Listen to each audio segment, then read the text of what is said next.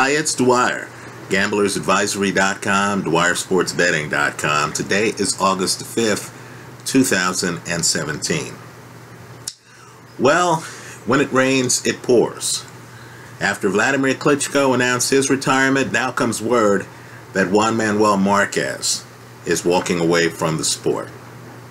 What I want to do is take this opportunity to direct everyone's attention to one of my favorite fights ever.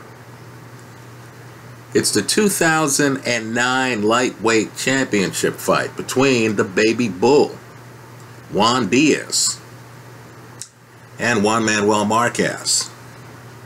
Right now, I have a bias. I like thinking fighters. I like the fighter who's in the ring. He came in the ring prepared. He's in shape, right? Takes his craft seriously.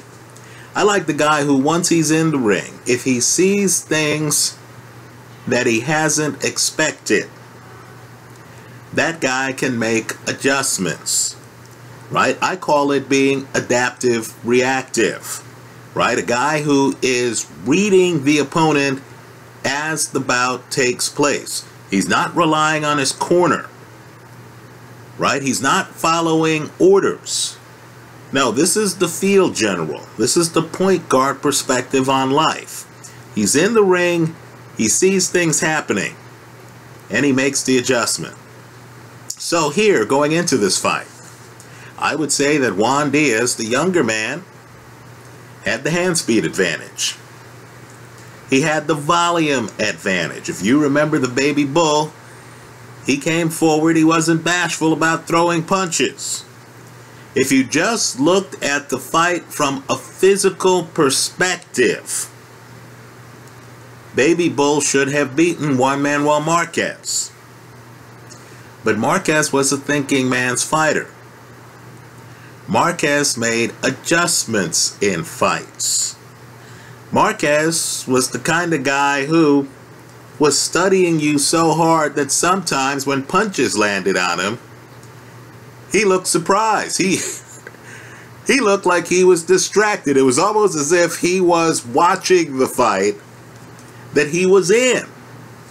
So early in the fight, and again, the fight's up on YouTube here, right? This is for the folks who love to dissect boxing films. This is one of the best films possible to dissect. Early in the fight, Marquez is looking at what Diaz is doing, and it's almost as if Marquez is saying to himself, wow, this guy has some hand speed.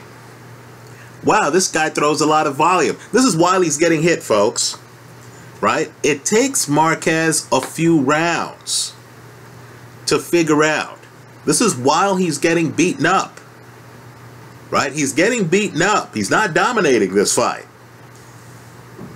The light then goes on. Marquez figures out that he can land an uppercut on Juan Diaz, right? Literally, mid-fight. Marquez, after reading Diaz, figures out that he can land an uppercut on him. So then Marquez, and it's a tribute to him, starts throwing uppercuts, and you realize the way he's throwing the uppercuts, right? At times, he's throwing uppercuts with both hands.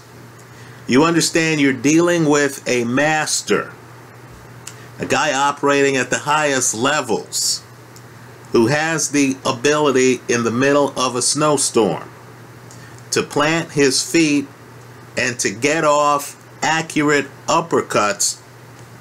You get the feeling, looking at the tape, if Marquez had figured out that he could have landed left hooks or right hooks, whatever it took, then that's what he would have been landing. The guy had a total mastery of whatever punch needed to be thrown. The guy had the patience to know not to panic when he's getting blown out early in a fight by a young lion, right? This is the cerebral part of the sport. You understood after a while of watching Marquez that you couldn't just look at Marquez fights and say, oh, the other guy has the hand speed advantage. The other guy has the foot speed advantage. How's Marquez going to compete? You understood you couldn't think that way because you knew Marquez was going to outthink the other guy. Right? There's no fight against Manny Pacquiao, folks, where Marquez has the hand speed and foot speed advantage. All of those fights are competitive, except for the last one, where Marquez wins by a wide margin. Right? All of those fights are competitive. By the way, what I want people to do in that fight is to return to the first round of the first fight. Right? Think about it.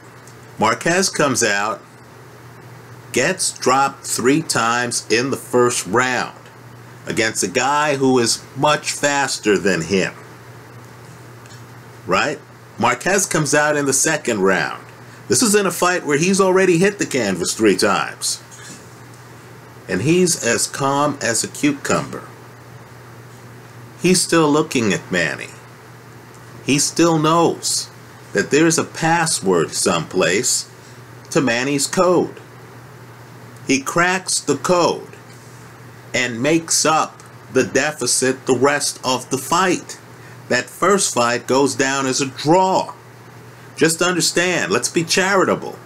Marquez enters the second round of that fight down at least a 10-7. He's down at least 3 rounds. Again, no panic. Right? The fact that the other guy is the better athlete, right? Faster hands, jumps around the ring, has a huge punch. Let's remember, Pacquiao is knocking out guys back then. Doesn't intimidate Marquez in the slightest. His operating premise is that he can solve the puzzle. Right? That no matter how fast the other guy is, no matter how hard hit he's been, Marquez always believed that he could solve the other guy's puzzle. Right? That's the sport at the highest level. I believe people who are casual fans think that it's about muscles and will and stuff like that. Sometimes it's just about outthinking the other guy. Finding the strategy that works. Surviving long enough in the fight, even when you've been knocked down 3 times in the first round. Right? Surviving long enough in the fight where you actually have an opportunity to analyze, critique, dissect your opponent. Juan Manuel Marquez was an absolute master at that. That's apparent from his fight against Juan Diaz, the baby bull. Right? By the way, that fight took place in Diaz's backyard. Right? You can imagine, Marquez is so mentally tough, he's so analytical, he couldn't have cared less. He ended that fight by KO. And that's a fight where he's losing early. At the time of the KO, the scorecards are about even. Right? But by that point, he had cracked the other guy's code. He was throwing a tsunami of uppercuts that Diaz could not handle. Right? Great fighter. Here again, just like with Vladimir Klitschko, this guy will be missed. Boxing's a young man's game. The torch is always being passed to a new generation. Right? But still, it's with mixed feelings that I see old masters leaving the stage. So it is here. Let me hear from you. If you have a favorite Juan Manuel Marquez moment, if there are parts of his career that you want to discuss here in the comment section to this video, please feel free. Let it all flow. Thanks for stopping by.